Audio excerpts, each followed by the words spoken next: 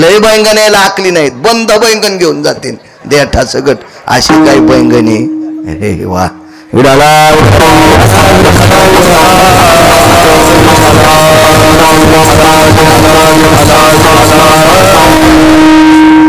तितक्या प्रकृती आहेत. चला काय सांगू लागलो.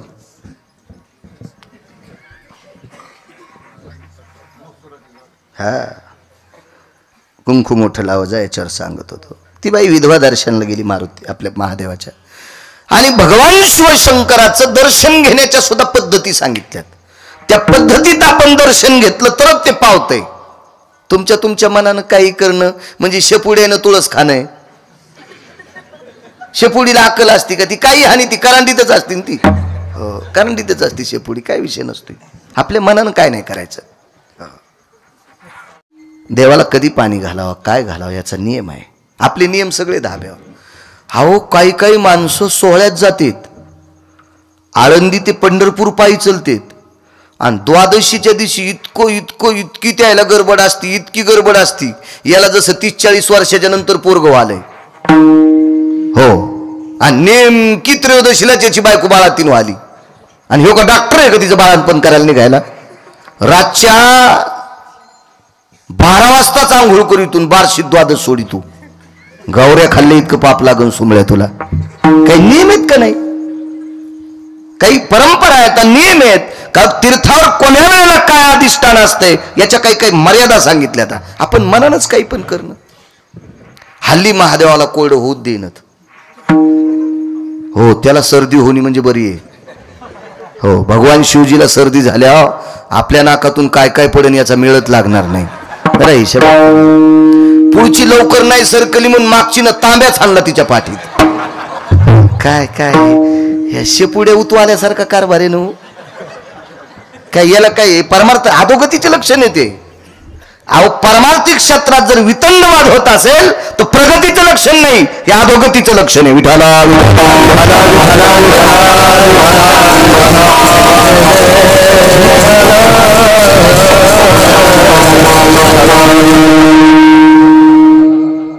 मसुराची शिवमूठ समर्पित केली. त्या बाईनं दर्शन घेतलं, पिंडीवर डोकं ठेवलं आणि वापस आली. दारात संन्यासी बसलेला होता. जाताना विधवा स्त्री पाहिली, येताना सौभाग्यवती दिसली. मसूर कपाळाला चिटकलं तर काय होतं? आशीर्वाद विधवा म्हणून द्यावा का सौभाग्यवती म्हणून द्यावा? एका फार मोठा साधू संभ्रमात पडला. आपले कपाळ पाहिल्यावर सुद्धा काही लोक संभ्रमात पडतील. लावान टिकली नका लावू, कुंकू टिकली का लाईनत, पण जरा दिसली पाहिजे अशी लावा. काहीने सांगाव लावगाव मंगळवार, हो खडी साखरावर बुधवार. त्या दिवशी पांढरच खाचन, साडी पांढरीत नेसायची. पप्याचा बाप जिता असताना ढवळी साडी. वा वा वा वा वा वा वा वा. अशी बाई ज्या गावात आहे त्या गावात दुष्काळ पडत असतो. मी नाही सांगत, मालकाचा पुरावा आहे. असं नाही करायचं माझ्या माईनं. ज्ञानोबराय तुकोबरायच्या राज्यातल्या मावल्यांनी कोण्याही भंगाऱ्याचं ऐकायचं नाही, कोण्याही नालायकाचं ऐकायचं नाही. गाथा सांगेल तसं वागायचं, ज्ञानेश्वरी सांगेल असं वागायचं, आपली ग्रंथ संपदा सांगेल असं वागायचं. काल परवा आलेल्या भंगिऱ्यानं काही सांगावा आणि आपण ते ऐकावा, कशाला विचार करतात? लवंगाव मंगळवार धरायली, तापून गेली. पप्याच्या बापावर वसकली, इतकी वसकली की त्याला अटॅक आला. काय बाई काय येडेवानी करायली तू. एकादशी सांगितल्या 24, 5 परवान्या सांगितल्या आणि सोमवार उपास सांगितला. शक्य असल्यास प्रदोष, याच्या व्यतिरिक्त उपास नाही पुराणात सांगितले. आणि कोणी सांगितले असतील तर मला दाखवा, मी त्याच्या बुटाचं मंदिर बांधतो. काय वेडेवानी काम करता तुम्ही. आणि काही बी नवरात्रात एक बाई म्हणली, महाराज काय नाही नवरात्रात भेंड्या जमत आहेत. म्हणलं देवी शिळी होती का भेंड्या खायला? भेंड्या म्हणते कोणी, भेंडर म्हणते. देवी शेळी होती का? शेळीचा अवतार आहे का तिचा भेंड्या खायला? काही उपास धरी ती. अहो माणसं पण काय 9 दिवस काय चप्पल घालीनत, 9 दिवस साबुदाणा हानी तू, आणि दसरा झाला की घोरपडी धरी तू. अरे तुला कोण्या नरकात टाकाव देवाला तरी कळंन का सुमल्या.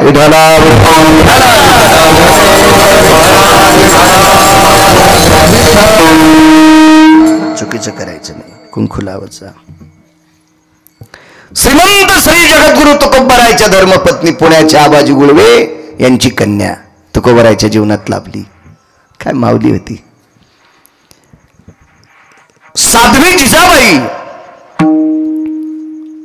तुकोबारायांच्या धर्मपत्नी. तुकोबाराय जेवल्याशिवाय पाणी पित नव्हत्या. जसा रेणुकेचा नियम पुराणात तसा जिजाबाईंचा नियम होता. पाणी पित नव्हत्या. एक जण गरळ वकलं होतं जिजाबाईविषयी. तुकोबारायच्या संसाराविषयी एकानं गरळ वकली होती.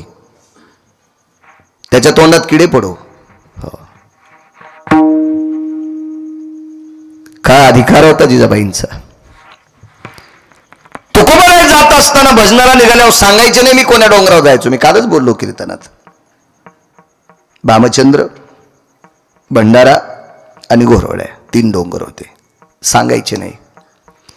जिजाबाईचं काम आटपल्याच्या नंतर एका टोपल्यात भाकरी, कालवण. पूर्वीच्या काळात कालवण म्हणायचे, कोरड्यास म्हणायचे. आता आधुनिक पद्धती भाजी. नवीन नवीन पद्धती भाजी. मग ती कशाची असू भाजी. आपल्याकडे जी वस्तू असेल का ती वस्तू. चुनगोळे. आपल्याकडे पूर्वीची भाजी कशी चुनगोळे. मसाला उकळायचा आणि त्याच्यामध्ये चुनाचे गोळे करून टाकायचे. चुनगोळे, डुबुक वड्या हे नाव प्रसिद्ध होतं. मासवड्या नाव असायचं. वरणाला वरण म्हणायचे. असं शिस्त असायची. आता कशाची भाजी भाकरी. कशाला भाजी भाकरी कसं म्हणता येईल. आधुनिकता आली. प्रत्येक शब्दात फरक पडले. जुने शब्द आपण फुकून दिले आणि ते शेकत बसलो तर दुसऱ्या अंगाला चिटकून घेतले. स्वयंपाकघर संपलं, पाकगृह संपलं. हे शब्द म्हणण्यासाठी धमक लागती, वजन लागते. पाकगृह म्हणा वाटत नाही, स्वयंपाकघर म्हणा वाटत नाही. पाकगृह कशाला म्हणायचं. रात्री 2 वाजता जरी आपल्याकडे एखादा भुकाळू माणूस आला, उपाशी माणूस आला तर 2 भाकरी टोपल्यात सापडावा, त्याचं नाव पाकगृह. माणूस जेवल्याच्या नंतर अर्धी तरी भाकरी टोपल्यात सापडावी, त्याचं नाव स्वयंपाकघर. जिथं दोघांचीच किचकिच चलती त्याचं नाव किचन. तिसऱ्याला तुकडा पण नाही, पाणी नाही, त्याचं नाव किचन. वागण्यानुसार पडत असतात ना गोष्टी. वागण्यानुसार. 2च तोंडन खिचडीन बोंड. म्हातारा म्हातारीच्या किल्ल्या हिसकून घेतल्या. म्हातारा दिलं साप्त्याला हाकलून. म्हातारी बसली आपली तुळशी बशी आणि हे दोघं तुपात बुडून चपात्या खाली. झोपीत भिताड अंगावर पडून तुमच्या. झोपीत झोपीत घरात सगळं ठोकावं लागेल तुम्हाला. घरात सगळं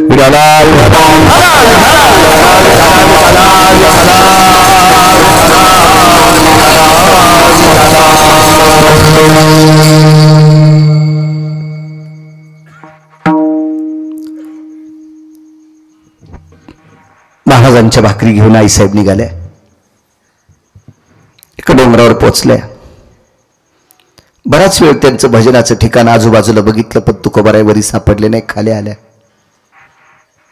आणि खाली आल्याच्या नंतर आकाशाकडे बघितलं. बऱ्यापैकी सूर्य ढळलेला होता. अंतकरण खोचलं. देवा, मालकाला किती वेळ झाला दुपारच्या जेवणाला. कोण्या डोंगरावर असतील. आणि तुकोबाराय पुन्हा तिथे गेले. तुकोबारायच्या ठिकाणी जिजाबाई आईसाहेब पोचल्या. वाढली भाकरी. काय होतं जेवायला. एक भाकरीचं पानग, त्याच्यासोबत एक मिठाचा कडा. तो टेकला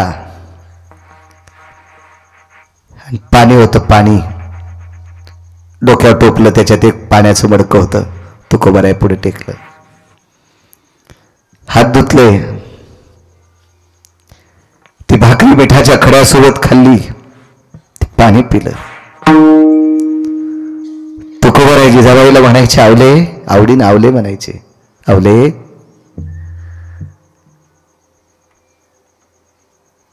किती थकून आलीस. घामानं पदर भिजला गावले तुझा. जी मालक. जी म्हणायच्या. जी मालक. जी जी जी जी. अहो, मी अगोदर त्याच डोंगरावर गेले. हो, त्याच डोंगरावर गेले. तिथून पुन्हा खाली खाली जाऊन पुन्हा वर आली. होय मालक. ते अधिकारी लोक होते. तुकोबारायनी मनातली मनात विचार केला असेल, परमेश्वरा, काय अर्धांगिनी दिलीस रे. काय पवित्र पत्नी दिलीस रे. वा.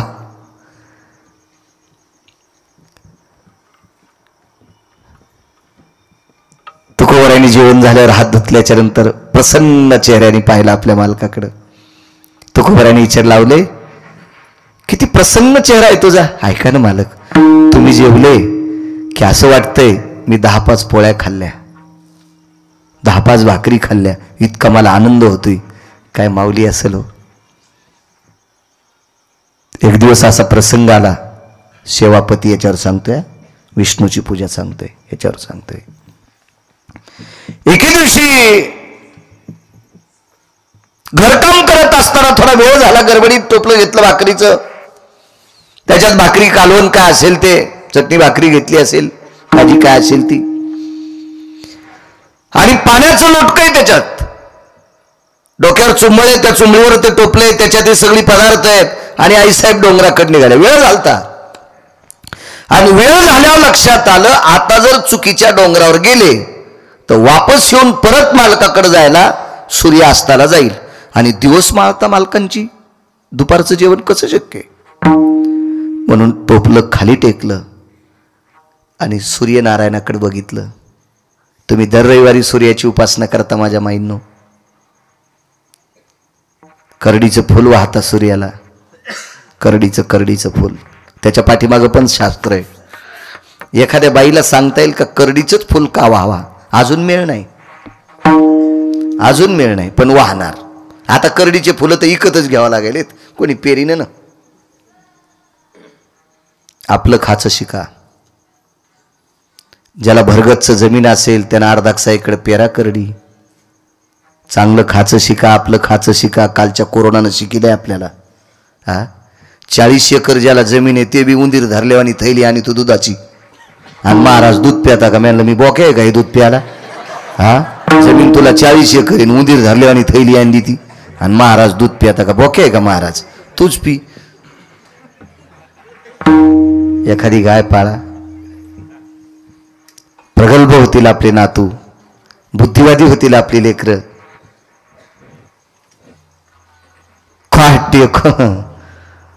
हो, बाजारात दिसला म्हणजे त्याची इतकी कडक टोपी की त्याच्या टोपीनं ऊस तोडाव. हो तात्या, तुमच्या टोपी नाही बोलत, तुमची पहिल्यापासूनच कडक आहे ना. शेतकरी तात्याकडे ऊसगीत छान असते, मस्त. पाळली पाहिजे एखादी गाय, मसड पण असावी. म्हशीच्या पण विरोधात नाही गेले, असावी. प्रगल्भ होतीत लेकरं. चला, भगवान सूर्यनारायणाला प्रणाम केला. आई लेकरावर जितकं प्रेम करते तितकं प्रेम जर मी माझ्या पतीवर केलं असेल, मला रस्ता दाखवणारे माझे मालक कोण्या डोंगरावर गेलेत. सूर्याला हात जोडेत मामा, सूर्याला हात जोडेत. आई लेकरावर जितकं प्रेम करते इतकं प्रेम जर माझ्या पतीवर केलं असेल. जिजाबाईनं परवर भरल्याच्या नंतर आपल्या आईचं दर्शन घेतलं होतं. परवर हा शेवटचा कार्यक्रम असतो, महिला मंडळीला माहीत असतो. परवर भरणं सगळ्यात शेवटचा कार्यक्रम लग्नातला. आईचं दर्शन घेतलं आणि जिजाबाईच्या आईनं मुलीला कुरवाळलं असं, आणि पाठीवर थाप टाकली, बाई मालकाची सेवा पांडुरंगा इतकी कर. आमचं दैवत काय?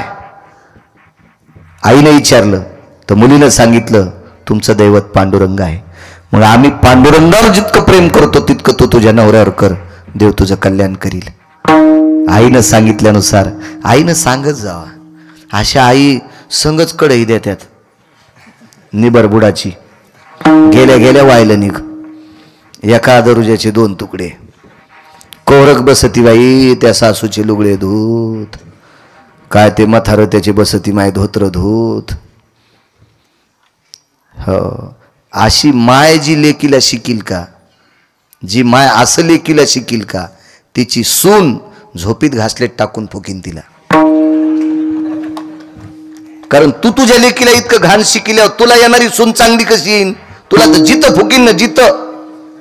आपली सून कोणा, आपली लेक कोणाची तरी सून आहे, मग कोणाची तरी लेक आपली सून आहे असा विचार करून जर जीवन जगलं ना, तर त्याचंच नाव परमार्थ आहे. कशाला भागवत ऐकायची, कशाला रामायण ऐकायची, कशाला कीर्तन ऐकायची? आपण रक्ताच्या नात्यातल्या लोकांना जर नीट जीव लाईत नसल तर आपली लायकी आहे का कीर्तन ऐकायची? एका घरी गेलोत महाराज, तर देवाला फॅन होता. देवाला देवघरात असा फॅन लावलेला बारीकसा मस्त फॅन होता. तर मी म्हणलो वा काय सात्विक माणसं येतो, काय काय माणसं सात्विक येतं. देवाला फॅन होता, देवाला देवाला फॅन. तिथं लाटपून शेजाऱ्याची ते गेलो. तर मी म्हणलं का हो काय सात्विक घर आहे, देवाला फॅन आहे. तर ती बाई म्हणली महाराज वरी बघा ना सून गच्चीवर बसलेली आहे आणि तिला चटकाने आहे. म्हणजे घरातली जी मुख्य आलेली लक्ष्मी आहे का तिला त्रास आणि देवघरात फॅन. अशा ज्या घरात असेल ते घर भूताचं घर आहे, भूताचं राक्षसाचं घर आहे, ते राक्षसाचं घर आहे. तुम्ही घरातल्या जिवंत लोकांना त्रास देता आणि लोकांना देखावा दाखवण्यासाठी देवाला फॅन लावता. हा ह्यो चोंभाया नालायकपणा आहे. विठाला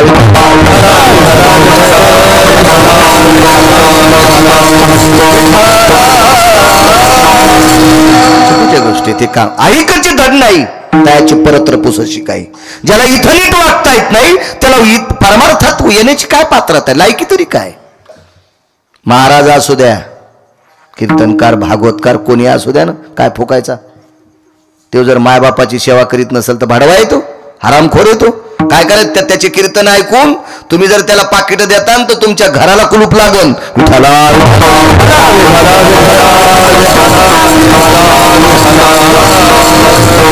भगवते असेल, महाराज असेल, गायक असेल, रामायणकार, भागवतकार कोणी असू द्या, आई वडिलांना मान्यता देणारी व्यक्ती असावं, त्याला किंमत असते. चला काय सांगू लागलो? सूर्याला विचारलो, आई लेकरावर प्रेम करते, इतकं जर प्रेम माझ्या पतीवर केलं असेल मला रस्ता दाखवशील? काय साक्षात्कार झाला असेल देव जाणे. रस्त्याने माती असल्यामुळे पाऊल खुणा उमटलेल्या होत्या, पाऊल खुणा. आणि श्रुतीने संदेश दिला, माय ज्या पाऊल खुणाला कान लावल्याच्या नंतर त्या पाऊल खुणातून रामकृष्ण हरी आवाज येईल किंवा विठ्ठल आवाज येईल, ते पावलं तुकोबरायचे आणि ते पावलं जिकडे गेले असतील तिकडे तुकोबराय गेले, असं श्रुतीने सांगितलं. बऱ्यापैकी काही लोक रस्ता असल्यामुळे चालत होते, त्या रस्त्याने चालत होते. सगळं काही सेवेचं पुण्य एकवटलं होतं. मालकावर निष्ठा किती होती सांगू तुम्हाला? तुकोबरायच्या जीवनातली धर्मपत्नी त्यांची इतकी अधिकारी होती. तुकोबराय किती अधिकारी होते गिरगावच्या बाळ्याला सांगता येतं? माझी लायकी आहे का तुकोबराय सांगण्याची? केवढे अधिकारी असतील तुकोबराय, किती अधिकारी असतील? त्यांची पत्नी किती अधिकारी होती ऐका.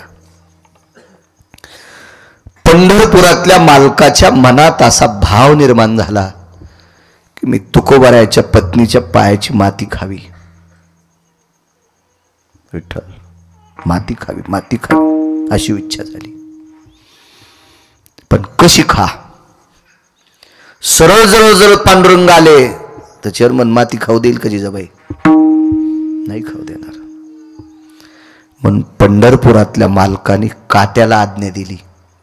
काटा असतो ना, काटा, त्याला आज्ञा दिली, तू जिजाबाईच्या पायात घुस. नाही तर काय काट्याची मायवेली त्या बाईच्या पायात घुसायला? सामान्य ताकद आहे त्या माऊलीची, जिच्या पायात काट्याने घुसावं. काट्याला आज्ञा दिली, काट्याला घुस पायात घुसला आणि काटा काढण्याच्या निमित्तानं जगाचा मालक तुमच्या माझ्या रूपात तिथं हजर झाला, सामान्य एका मुलाच्या रूपात. हे फेटा घेतलेलं लेकरू किती सुंदर फेटा गिटा दिसते.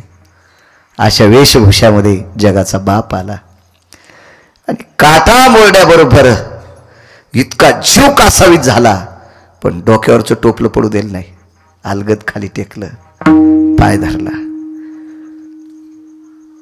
तेव्हा कोण काढीन रे काटा? निष्ठा आपल्या पतीवर किती होती सांगतोय हे ऐका. निष्ठा म्हणून विष्णूची पूजा केल्याचं पुण्य प्राप्त होते. तेवढ्या अवकाशात एका सामान्य व्यक्तीच्या रूपात जगाचा मालक आला आणि काय झालं बाई, काटा मोडलाय, मी काढतो. विटेवरचा मालक मातीत खाली बसलाय, मातीत. कोट्यावधी सूर्यचंद्राचं तेज ज्याच्या पितांबरात आहे तो खाली बसलाय आणि मांडीवर पाय घेतला जिजाबाईचा.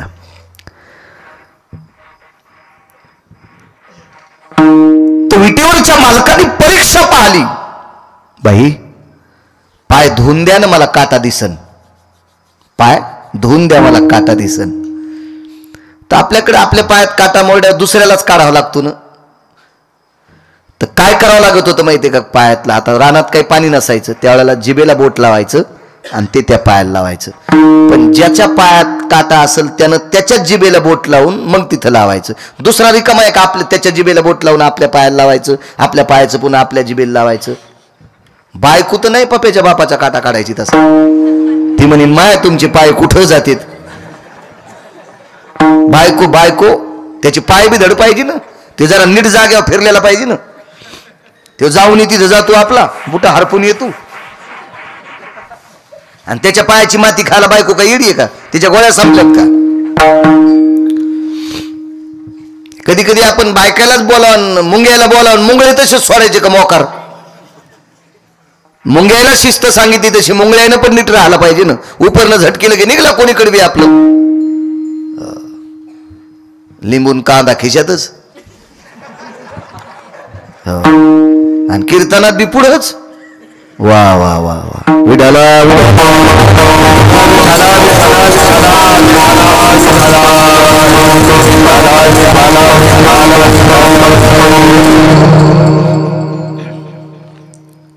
मालकाने विचारलं पंढरपुरातल्या माणसाच्या रूपात, बाई तुमच्या टोपल्यात पाणी येलो, त्या पाण्यानं पाय धुवालं.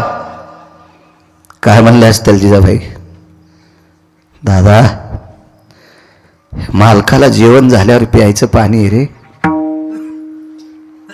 मालकाला जेवण झाल्यावर हे प्यायचं पाणी आहे रे, आणि या पाण्यानं मी नाही पाय धुवू शकत. काय वाटलं संध्यावाला, जिच्या पायात आरपार काटा मोडाय, स्वतःच्या वेदनेची काळजी नाही, पण मालकासाठी घरून आणलेलं पाणी त्यानं पाय धुवायचा नाही. काय अंतकरण द्रवलं असेल त्या मालकाचं. आणि त्यावेळेला विटेवरच्या मालकाने पाय मांडीवर घेतला आणि स्वतःच्या जिभेला बोट लावले आणि ते बोट जिजाबाईच्या पायाला लावले. एकदा लावणं ठीक आहे, एकदा लावणं ठीक आहे, पण जिभेला लावलेलं बोट जिजाबाईच्या पायाला लावायचं आणि जिजाबाईच्या पायाला लावलेलं बोट पुन्हा जिभेला लावायचं आणि जिभेला लागलेली माती गिळून घ्यायची आणि पुन्हा बोट साफ करून पुन्हा पायाला लावायचं, पुन्हा बोट भरलेलं पुन्हा जिभेनं चाटायचं. म्हणजे वारंवार जिजाबाईच्या पायाची माती खावी अशी अपेक्षा पंढरपुरातल्या मालकाच्या अंतकरणात होती. श्रीमद भागवतात वर्णन आलं, राधेनं इसळलेली पाय ते पाणी त्याने एकदा पिलं आणि मग इकडे नामदेवरायच्या चरित्रात जर पाहायला गेलं तर कानोगोवारीनं सांडलेलं दूध सगळ्याच्या पायानं तुडवलं आणि हे दूध सुद्धा भरलं आणि विटेवरच्या मालकाला प्यावं लागलं. खाली येऊन दूध पिवो मोरे गोविंद लाला, प्यावं लागलं दूध. योग असा आला, वारंवार ते चाटीत राहिले. प्रभू श्रुतीने प्रश्न केला देवाला, प्रभू एक विचारावं, देवा हे कुठल्या आश्चर्यात मांडावं आम्ही आता, देवा हे कुण्या आश्चर्यात मांडावं. ब्रह्मांडाच्या मालकाने एका वारकऱ्याच्या पत्नीच्या पायाची माती चाटावी हे कुठलं आश्चर्य आहे. जगात काही आश्चर्य येत ना, हे कोण्या आश्चर्यात मांडायचं. तर विटेवरच्या मालकानं सांगितलं, सर्व आश्चर्य या आश्चर्याची बरोबरी करू शकत नाहीत. मग तेव्हा तुम्ही एवढे वेडे झाले, एका सामान्य स्त्रीच्या पायाची माती तुम्ही चाटावी. शिवाय एक महाराष्ट्रात एक स्त्री होऊन गेली, 10-11 मिनिटं शिल्लक. तसं मी 9 मिनिटं कमी असताना गळ्यात विना आलता माझ्या, लवकर कापलं मला.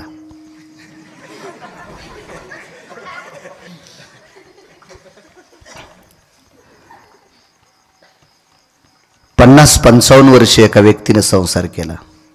शेवटचा पुरावा सांगतोय. 50-55 वर्ष संसार केला आणि हा प्रपंच केल्याच्या नंतर एके दिवशी लक्षात आला आता किती दिवस आपण प्रपंच करायचा आहे. मुलांकडे कारभार देऊन टाकला आणि ज्या दिवशी आधी 7-8 दिवसानं कारभार दिला आणि एके दिवशी दररोज आंघोळीला जाताना टावेल खांद्यावरून बाथरूमला घेऊन जायचे.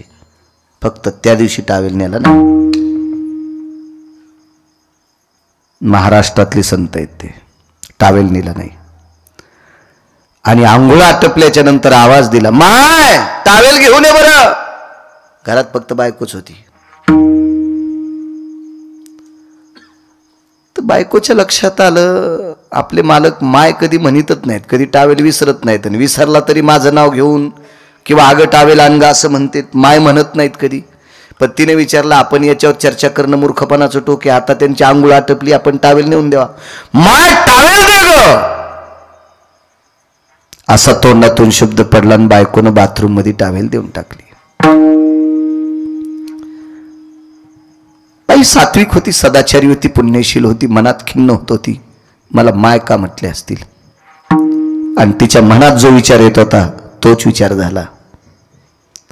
जो गोपीचंद राजाने व्यवहार केला तोच व्यवहार त्या स्त्रीने केला, मामा त्या पुरुषाने केला आणि माय शब्द वापरला. टावेल गुंडाळली आणि लागलीच हात पुढे केला, माय भिक्षा देशील. हातावर साखर घेतली आणि घराच्या बाहेर पडले. मालक माय तुला काय म्हणायचं ते म्हण, तू आता माझी पत्नी नाही. महाराष्ट्रातल्या भारत देशातल्या इतर स्त्रिया जशा आहेत तशी तू माझ्यासाठी आहेस. मी आता उबगलो संसाराच्या तापे तापलो मी देवा करिता या सेवा कुटुंबाची. आता बाईनं प्रणाम केला. त्या बाईनं निष्ठा ठेवली. आपल्या मालकाने जरी आपल्याला आई म्हटलं असेल